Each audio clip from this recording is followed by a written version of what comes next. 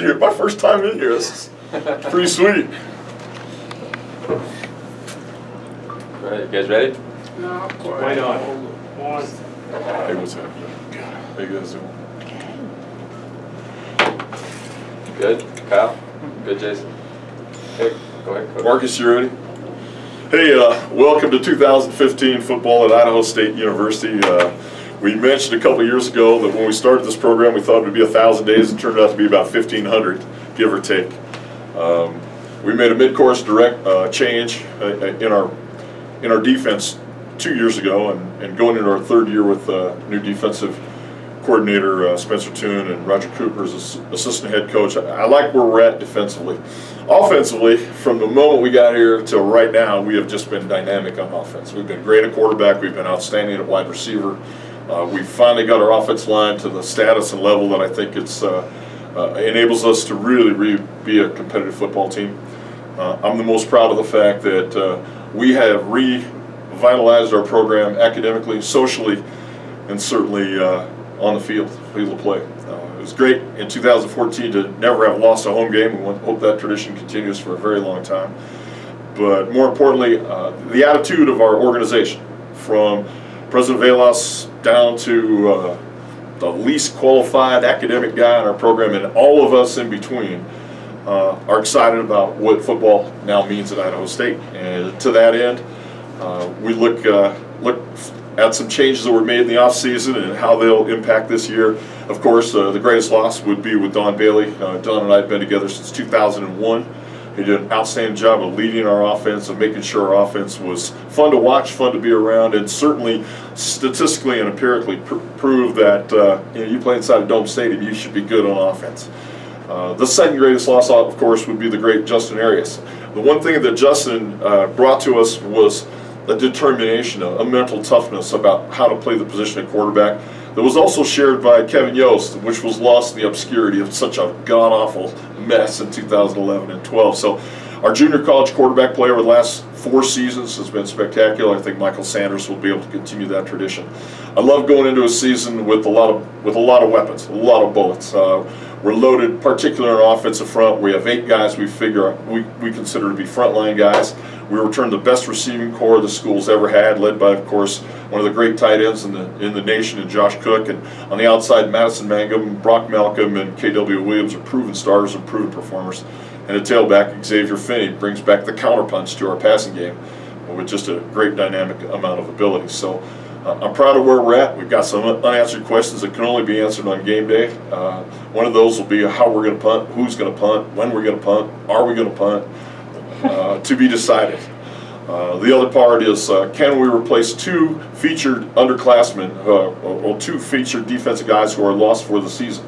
Mario Jenkins will not play this season. He's totally unavailable. And, of course, Tyson Manu, it's just about a sure thing now that he will not participate this season. With a red shirt available, we'll try to hold on to Tyson for the 2016 season if we can.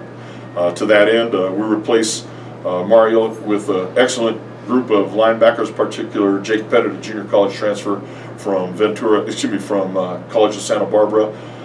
He was a transfer to us. He grew up in Truckee, California, though, so he's aware of what it's like, life in a small town.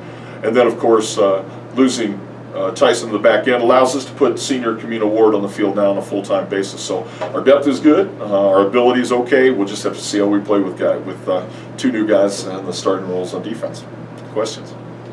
Mike, from a quarterback situation, you weren't pleased at times during fall. To put it mildly, during fall camp, as Michael Saunders progressed to the point now where your confidence in him is okay going into the first game. I'm easily the most impatient person any of us knows, easily. And at quarterback, my patience wears thin awfully quick. So much of what we do dynamically here depends on the quarterback's ability to think and to take what he learns in the classroom immediately to the field and make it work.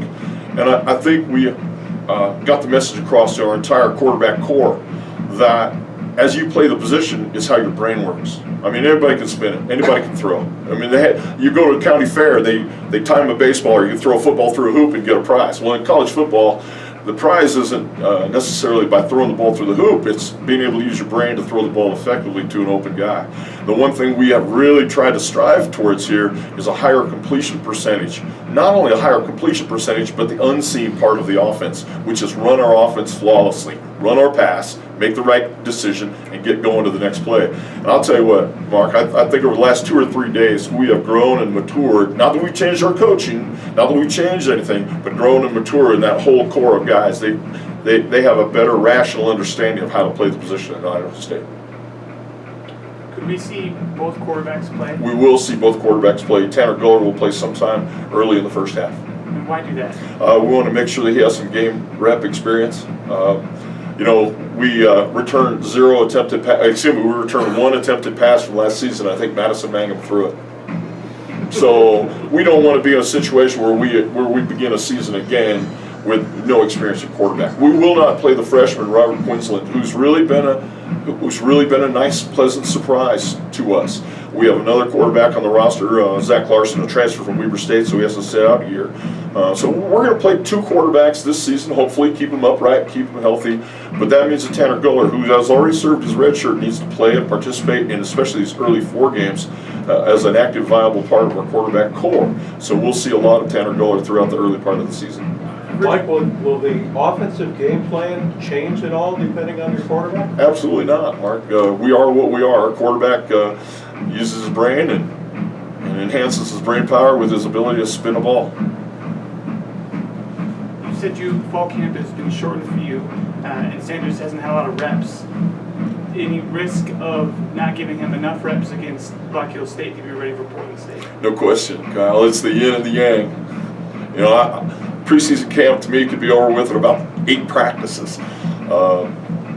Otherwise, we get stale.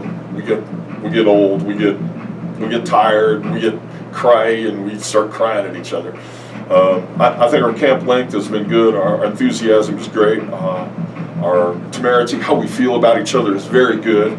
Yet, I wish our quarterbacks all had about 15 more practices. And then if I had 15 more, I'd want another 15 more, because what I want to have is I want to have a 4th-year quarterback like we had last year. I can't get 4 years of practice in a time, so if I can't, let's get some game reps and teach him now off the game reps. And which will mean that we'll use less than 50% of our playbook Saturday. We'll use less than 50% of what we're going to call this season in Saturday's ball game offensively, because we want to be able to do the base things that we believe in very well. And we want to do them over and over again to reinforce the fact that we're not just picking and choosing the amount of salt and pepper we put on the steak. We're using the same amount, but we're going to not necessarily put all the dressing on the table. You're 3 of the defense, but you've lost a couple guys, as you mentioned. How is them being gone going to set back defensive progression? Well, lose 2, get 1. The one we got, John Peoples, a transfer from BYU, has been pretty formidable in the front. It's enabled us to move Tyler Cooter out to play defensive end in our defense. And Tyler Cooter's a handful at defensive end rather than a nose where you can double team him on every play. Chris Edwards has been a great surprise in camp and is coming off a couple of great days of practice, as is Drew Sharkey. So 4 guys are going to play the down 3 positions, rotate themselves through. We'll also play about 4 or 5 true freshmen in that group. We lost a young redshirt sophomore we thought was going to be a nice player. We've had a junior college player come in, Spencer Hoff, who's missed almost all of camp now by being unavailable. He also lost a little bit of weight, so that's really impacted our down front. The guy that I'm probably the most excited to watch is Kurt Karstetter, who will replace Austin Graves at the rush linebacker spot. Kurt's been in this program for 3 years. He's a 4th-year senior. Tremendous speed, tremendous agility, tremendous acceleration. He's bigger, he's stronger. He could really be the dynamic player in our defense, a guy that can move around and come off the edge and really put pressure on the opposing team's quarterbacks. And having given up 91 first downs last season, by far the most in the conference, we are aware defensively that our mission in 2015 is to play much better on 3rd down. You still have the horses to do it? Well, I guess we're going to find out. That's what we're going to play. I'd like to think we do. I'm excited to find out.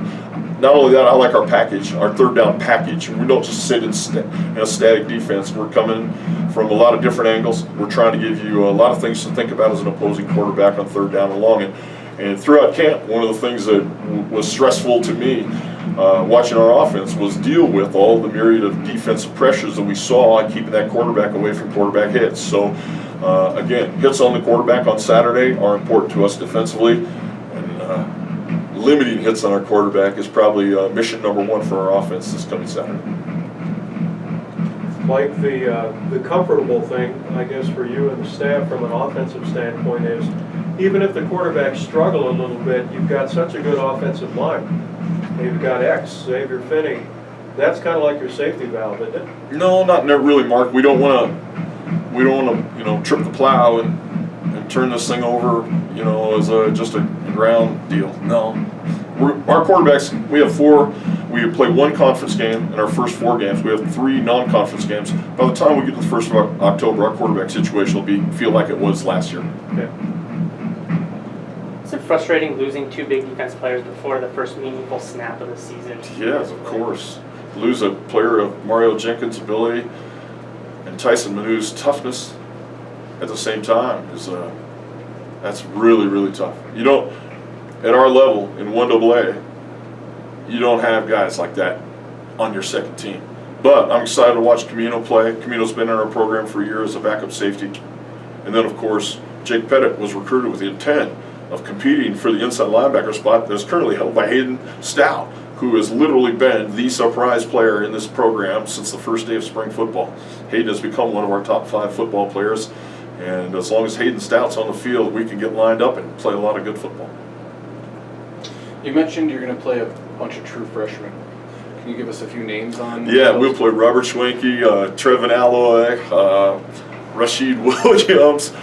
We could play Holloway at outside linebacker. We could also see Jason Miller at strong safety. We won't see any on offense, but we could see a bunch of guys on defense. And that's related, to injuries and one severe ineligibility, which has really decimated our defensive line, because we will not have a chance to see Nico Taylor play this season because he just is not, he can't get on the field. He will play next season. You won't see any true freshmen on offense. Talk to the maturity of that group then, not having to play anybody coming in. Well, I'll tell you what, everywhere I've been, whenever we got rolling, it was because the offensive line was your alpha group. And right now, I don't do anything in this organization the offensive line doesn't approve of. You get to talk to Skylar today, Phillips, who's only a junior B, not even 20 years old yet, and he's one of the alpha guys we've got. But Terrence Carey, Christian Dean, Wes Wingrove, that whole crew, those guys are the guys who are going to carry this whole program for years to come, because our culture is now led by our offensive front, and Matt Troxell's done a wonderful job of elevating those guys. Well, that's the gang. That's the gang inside of the team that runs the show.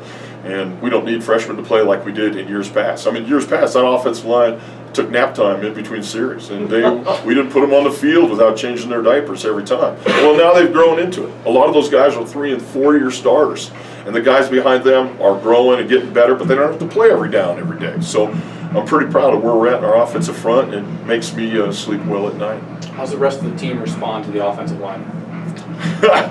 They respond pretty good. Those are the big guys now. If they don't like it, they'll follow them. Whatever those guys want, this team's pretty much follows. If you punted today, who would punt? See, I have no idea. I won't know until it's 4th down.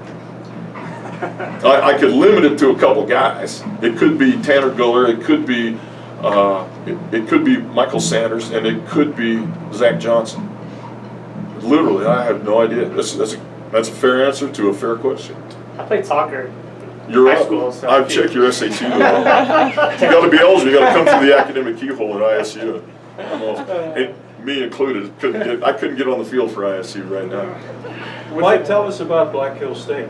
Black Hill State. What have you seen? Well, John Reimers is their head football coach, and his pedigree comes out of Chevron State. Chevron State's been a Division II program in the Midwest that really knows what it's doing. They've upgraded their facilities a little bit. They're coming off a rough season last year. They lost some starters. They're a big unknown for us. We know offensively, though, they'll try to go fast. That whole league, the RMAC now, tries to go fast and do the same things we try to do on offense. I think offensively we have a good handle in what they're doing, but defensively they have a new defensive coordinator of Southwest Minnesota State University, and so we'll have to we'll do a lot of blocking on the fly with the veteran offensive line as the game unfolds on Saturday. They came in here a couple of years ago and played us and led us 2-0. Xavier finished first carry of the year. He got sacked for a safety, and we were behind 2-0 to these guys. So last time we played them, it wasn't a David and Goliath event. It was a competitive game throughout, and it took us a while to solidify the win. And I anticipate it could be that same way Saturday. We're a much different program than we were in 12 in a lot of ways, in a lot of very positive ways. Yet we're still playing in front of the fans, and we're still got to run down the tunnel. We still have to play like we're playing against the best teams in our conference at home. And I think the excitement that our guys have about playing at home is typified by our statement, which is simply, it's not who we play, it's how we play that determines how Saturday will turn out. Well, I know their quarterback, who was there for 3 years, has left, so they basically got a new guy, just like ISU. Yeah, a couple weeks ago, they announced they would start a freshman quarterback out of Colorado as their starting quarterback. I have no idea. We watched him a little bit on his high school video to see what he's like, but Mike Sanders hasn't thrown a pass for us yet, so good thing I got a good dentist because I'm biting my teeth off. He's a mobile guy. Does that concern you at all in a spread offense like that? Sure. I mean, it really does. I mean, we haven't seen a mobile quarterback since we played Cal Poly. Our quarterbacks, they don't go anywhere. They run on the field and run off the field. So yeah, it's a vital concern. You can see a lot of misdirection, a lot of different things. We just have to be prepared for everything. The one thing I enjoy though is I love the multiplicity of our defense. I love our speed, but most importantly, I love our speed of communication. Finally, going into our third year, we communicate defensively like a college football team. In the last 2 years have been times when it was a secret. 11 guys knew a secret, but they weren't telling anybody else. And so we'd have one guy playing one technique and another guy not playing the same technique, especially on third down. That's how you give up 91 first downs over the course of the season on third down. So I think our communication level is better because the 4 coaches are the same 4 coaches that have been doing this now for 3 seasons. I like how well we've been able to do that. And the freshmen that have come in now have picked up the communication level faster than even the veteran players who played for us last year, simply because we have a better understanding of the caliber of kid that we're coaching on defense. So a lot of cool things to see on defense, especially those young freshman defensive linemen going out there in the field on the first time. You've been doing this for a while, coaching. Do you still get excited that first game of the season? What else would you rather do? I mean, I've done a lot of exciting things in my life and had a great summer doing some of them. But coaching a football game at home at Idaho State University, about as fun a thing as I've done in my life. We've shown that playing at home could be something fun and entertaining. We've shown that playing at home could be revitalizing for our university and for our athletic department. And we want to be part of the pageantry of college football across the country this Saturday in Pocatello. Band's up and running, out practicing right now. Cheerleaders, dance team, everybody, officials, equipment guys, SID, media people. Yeah, it's a wonderful opportunity to display how good we've become and how good our standard has risen. Mike, considering the shape of the program when you came in and when you took over, I know coaches, it's never perfect, it's never where you want it to be, but given where you started from to today, I think you'd have to have a lot of self-satisfaction as for the progress, right? Well, the work now begins, Mark. That was work, but that wasn't desperation. Now the work level is, can we be consistently good? And to be consistently good, your attitude has to change from being a court jester. And there's some of that I had to do in my first couple of years. I had to create enthusiasm, false or otherwise, just enthusiasm for what we're doing. Now it's important that I have the intensity of leadership to maintain the quality that we've established to rise above it. 8-4, we didn't play a playoff game. We lost 2 games on the road in conference. We were in the postseason. There's a lot of things yet to go. There's a lot of growing yet we've got to do. And part of that is that now our attitude is set on our team, led by our offensive front. Now my coaching staff understands the mission of where we're trying to go into the postseason. To do that, we've got to continue to be great at home. We've got to continue to be great students. We've got to continue to be great socially.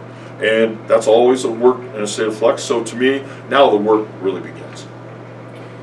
If you're a fan coming in on Saturday, what do you expect out of this team? out of our team? Well, we're not going to serve you any tailgate food, so bring the best food you can think of. I would say that by the time you get settled into your seat, you'll see a football team that's extremely sure of itself, that's going to play confident, that understands the fundamentals of the sport, and certainly will do the things that you would buy a ticket to come to see an event do. I mean, we're going to put the ball in the air, be high flying, high wire act on offense, and on defense, we'll be flying around, making tackles and making plays. Be a little bit of excitement on the kicking game because we have to replace especially 4 seniors who are not marquee players for us. Michael Berger and Keelan and Nick Albano and Christian Gines. Those 4 guys played on all of our kick teams. Those guys are not back. So our kick teams now are dreadfully young. And I'd be biting my nails a little bit as a fan just to watch us punt and kick. And like we were asked today, I have no idea who our punter is. In fact, we might have fans try out. If you want to come in early, about 20 minutes before kickoff, we'll see if anybody can lift a spiral because we will punting for us will be literally serious. You can ask Skyler, he's sitting right here, ask him who's going to be a punter. He has no idea because I don't. Rex Ryan jumped out of an airplane this summer. Is there anything outlandish that you could Yes, I got a maintain great story for you. I'm going to say it real quickly. I haven't milked a cow in 40 years. I milked a cow for the first time this year at my daughter's, at my son-in-law's place. When was the last time you guys milked a cow? That was pretty You grew up on a outlandish. dairy, so you should grew up on a dairy? I did I the whole deal. I started. Did it by hand. Stuck my finger in the mouth of the calf to get the nipple in there. It was a whole deal. Last time I did it was when I was a young boy at Colton, Washington, my folks' farm. So to me, I did a lot of things. We went to Europe and did some things and went wakeboarding and did all the normal stuff. But the craziest thing I did was milk a cow, and I'm glad that's over with. I'm glad to be back with us. Maybe the final question. The graduate transfer rule has come out recently. Vernon Adams starting at Oregon. What are your just opinions on that rule? Loyalty. If you don't teach loyalty inside your program, the players inside your program don't get loyalty and what it means to you giving them an opportunity to be a part of your program, graduate from your university and move on with their life, then the message is being lost.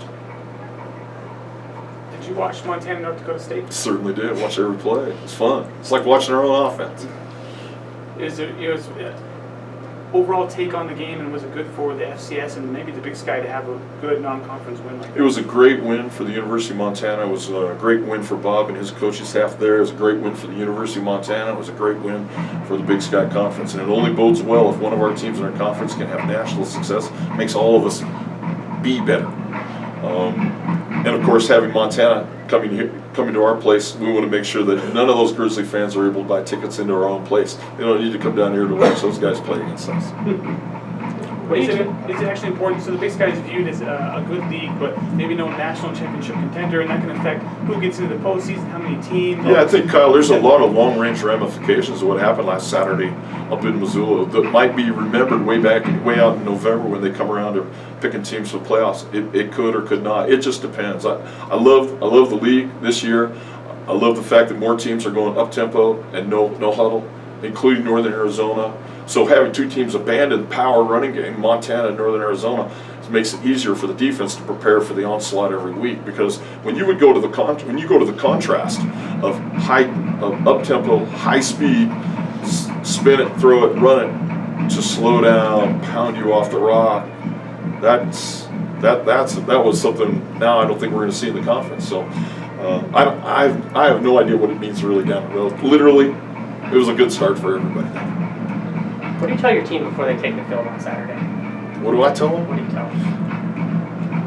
Well, What can you tell us that you're going to tell them? I would make sure we go through the mistake part. We talk about officiating. We talk about not officiating. We talk about penalties.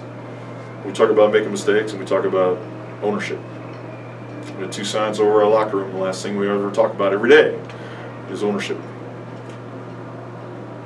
All right, guys, thanks. Thanks, guys. Jared, see you.